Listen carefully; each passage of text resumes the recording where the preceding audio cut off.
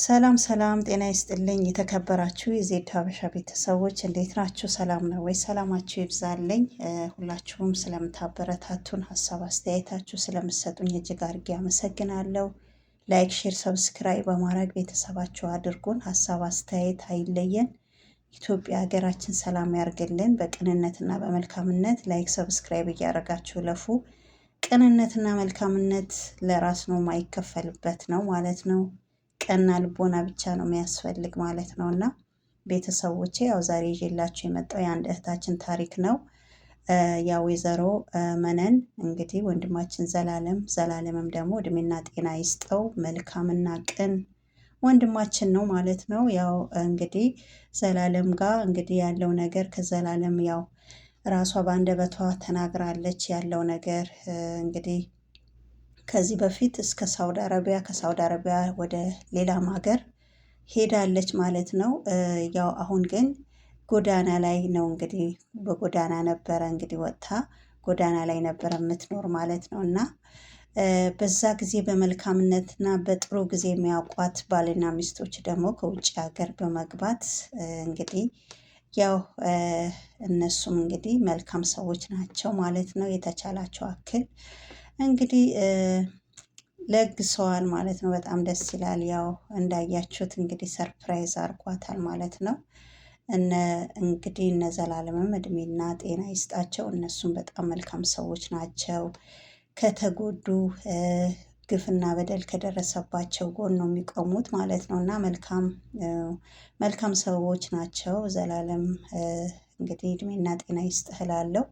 እና እንግዲህ ወይዘሮ መነን እንደነገርኳችሁ ከሀገር የወጣች በ16 ዓመቷ ሲሆን እንግዲህ አረብ ሀገር ሳውዲ አረቢያም የገባችው በባህር ነው የገባሁት። በዛ ላይ ራብ አለ፣ ጥማት አለ። በዛ ላይ እንዳለ መንገዱ ሁላ መተኛ የለም፣ መሬቱ ሁላ ነው የሚግል። በዛ ላይ ደግሞ ደላላዎች በጣም በተለያየ እንስሳ ያስፈራሩን ነበረ። እንግዲህ ያው ጾታዊ ጥቃት ሁላ እንግዲህ እንደሚደርስ ነው የተናገረች ማለት ያው በባህር ስትሄዱ ያው የመን ድንበር ላይ ያለው ነገር ሁሉ ተናግራለች። ያው እሷ እንደነገርኳችሁ በ16 ዓመቷ ነው እና እዛች ቦታ ላይ እየተንፋቀክ ነው የምታልፍ ነው ያለች። ያኔ እንግዲህ አስቡ ማለት ነው። የሚበላ የለም፣ የሚጠጣ የለም፣ መሬቱ ሁላ ይግላል ነው ያለች ማለት ነው። እና መተኛትም አይቻልም። ለምን የት ላይ ነው የምተኙት?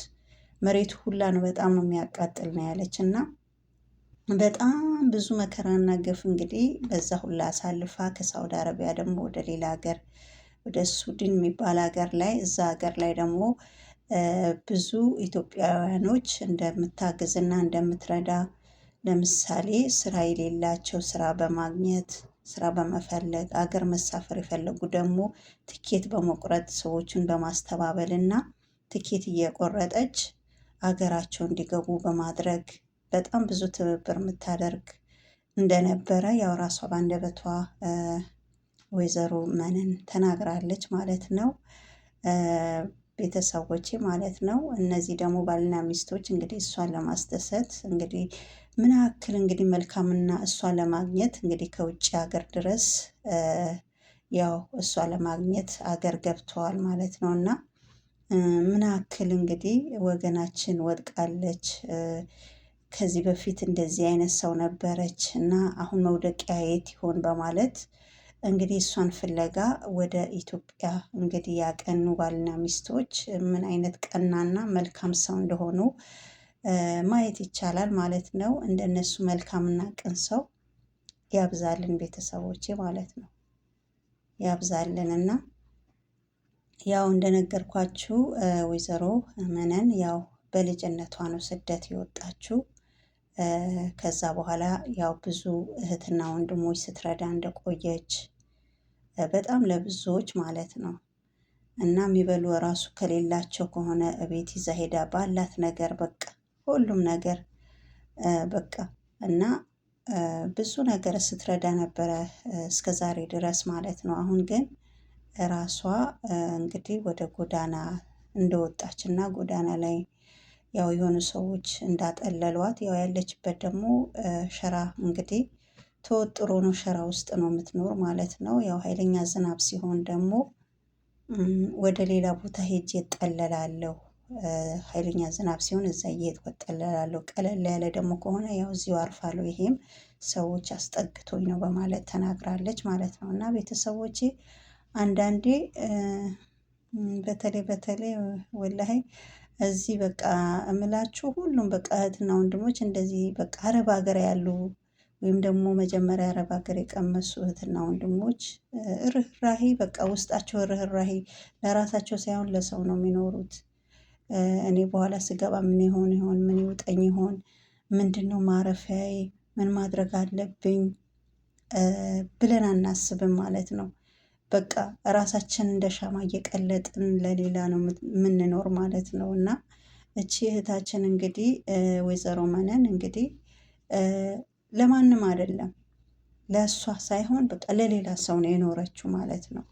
ራሷ እየቀለጠች እንደ ሻማ ለሌላ ሰው ነው የኖር። አሁን ግን መጨረሻዋ እንግዲህ መግቢያ አጥታ የምታርፍበት የምትቀመጥበት አጥታ ጎዳና ላይ እንደወጣች ራሷ በአንደበቷ ተናግራለች። ያው ከሷ እኛ ብዙ ትምህርት ነው መውሰድ ያለብን ማለት ነው። እና ያው እኛ የሆነ ርህራሄ በቃ ውስጣችን አይችልም፣ ለምን እንደሆነ አላውቅም ማለት ነው። እና እንደዚህ አረብ ሀገር ላይ የኖረ ሰው ወይም ደግሞ አረብ ሀገር ላይ የሄደ ሰው ሁሉ እኔ እንጃ ማንም አይምሮ አይችልም ማለት ነው። ማንም ሊጨክን ቢል ለመጨከን አይችልም። መጨከን አትችሉም ማለት ነው። የሆነ በቃ ውስጣችሁ ላይ የሆነ በቃ እኔ እንጃ ብዙ ብዙ ብዙ እህቶች በቃ የሆነ ነገር ሲከሰት ለራሳቸው አይኖሩም። እንደነገርኳችሁ ለከሌት በቃ እንደዚህ እያልን ራሳችን ጊዜያችን እና ሰዓታችንም ይሄዳል። እንደገና የለፋንበትም እንደገና እኛም ስንሄድ ደግሞ እንደዚሁ ለራሳችን ለሆነ ነገር እንኳን ማረፊያ ሳይኖረን ብዙ እህቶች አሉ።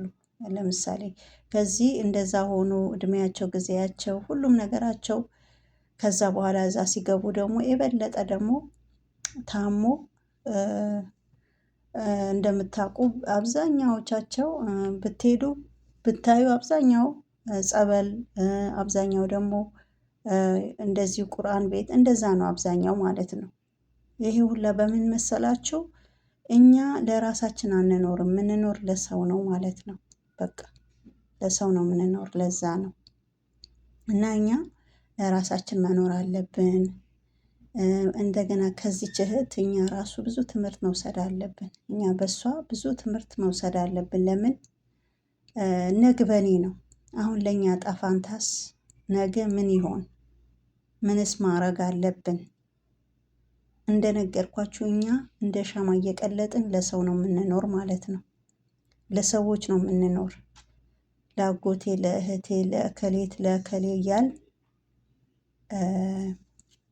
በቃ ይሄ ነው ማለት ነው። እና ስንሄድ ደግሞ ያው እንደዚህ ጎዳና ላይ ከስንት አንዱ ነው እንጂ ከስንት አንዱ ነው እንደነገርኳችሁ ልክ የሆነ ነገር ተከሰተ ከተባለ እኛ አንጀታችን አይችልም፣ በቃ አይችልም። እኔ ምን እንደሆነ አላቅም ማለት ነው። እና አረብ ሀገር የኖረች እህት ወይም አረብ ሀገር የኖረ ወንድም አንጀቱ አይችልም። በቃ ሁሉም ሰው እንደራሱ ይመስለዋል። የሆነ ነገር ተከሰተም ሲባል ያለው ነገር ነው የሚለግስ።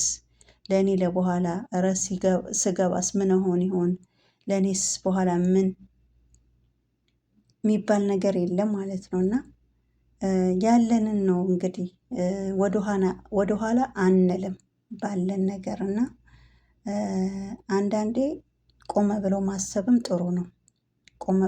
ቆመ ብሎ ማሰብ ጥሩ ነው። ለምን ነግ በእኔ ነው፣ ነግ እኔም የሚመጣብኝ ነገ የሚደርስብኝ። አሁን የዚች እህታችን ታሪክ ነገ ከነገ ወዲያ እንደሷ የሆኑ በየቤቱ ቤት ይቁጠሩ ማለት ነው። እሷስ ወጥታ ስለተናገረች ነው እንግዲህ ዘላለም ሚዲያ ላይ።